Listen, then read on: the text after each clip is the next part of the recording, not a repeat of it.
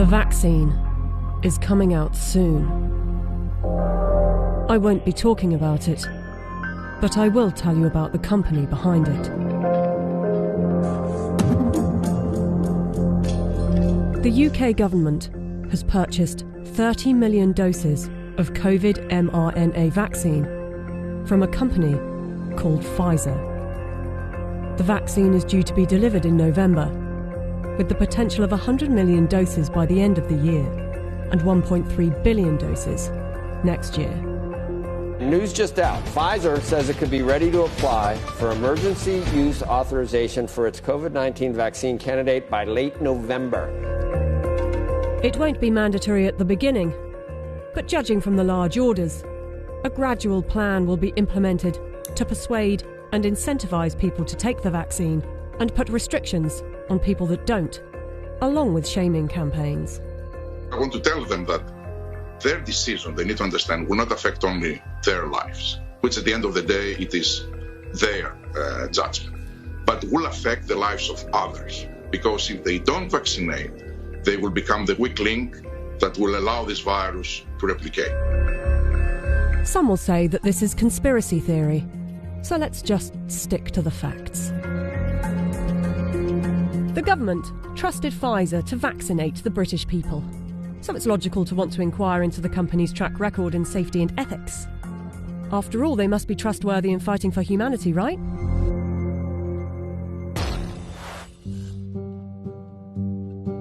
Pfizer made itself one of the largest pharmaceutical companies in the world by purchasing its competitors and through aggressive marketing tactics. What I'm about to tell you is only 20% of their rap sheet, otherwise this video would be hours long, but you can go to our website where you can see the full list. Pfizer received the biggest criminal fine in US history as part of a $2.3 billion settlement with federal prosecutors for mispromoting medicines and for paying kickbacks to compliant doctors. Pfizer pleaded guilty to misbranding the painkiller Bextra by promoting the drug for uses that were not approved by medical regulators. In the 90s, they were involved in defective heart valves that led to the deaths of more than 100 people. The company had deliberately misled regulators about the hazards. The company agreed to pay $10.75 million to settle Justice Department charges. Pfizer also had a class action suit with a $60 million settlement over Resolin, diabetes medication, that resulted in patients dying from acute liver failure, said to be caused by the drug. In the UK, they have been fined nearly £90 million by the UK's competition watchdog for unfair pricing to the NHS after hiking up the cost of an anti-epilepsy drug by 2,500%, charging the taxpayer an extra £48 million than the actual price, which is $2 million per year.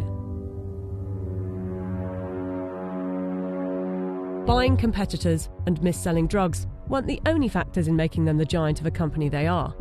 Their special relations with doctors and medical professionals has also helped. In 2004, Pfizer's subsidiary agreed to pay $430 million to resolve criminal charges that it paid physicians to prescribe its epilepsy drug, Neurontin, to patients with ailments for which the medication was not approved. In 2010, a federal jury found that Pfizer committed racketeering fraud in its marketing of the drug.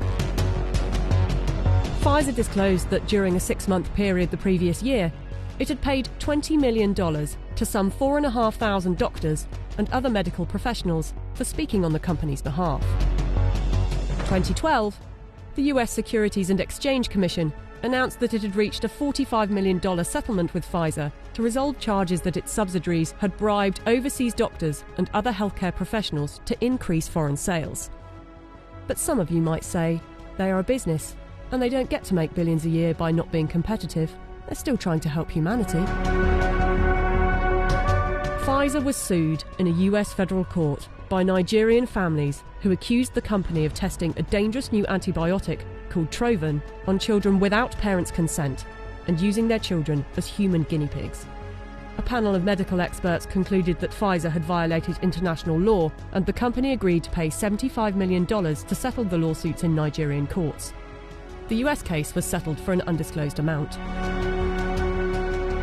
Amid widespread criticism of high pricing for poor countries, and in particular AIDS medications, Pfizer offered to donate a 2-year supply of its drug, Diflucan, worth $50 million to the South African government. Yet in 2003, Pfizer backed away from the company's plan to license its AIDS drug for low-cost distribution in poor countries.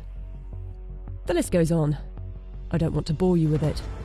But ask yourself, if it was a car manufacturer, would you buy a car from them?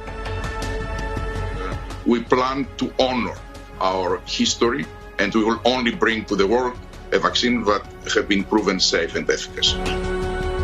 If Pfizer is trustworthy enough to be given one of the keys to vaccinate the population with something that was knocked up in a few months, and with such a track record for safety and ethics, I know what I think. Do you?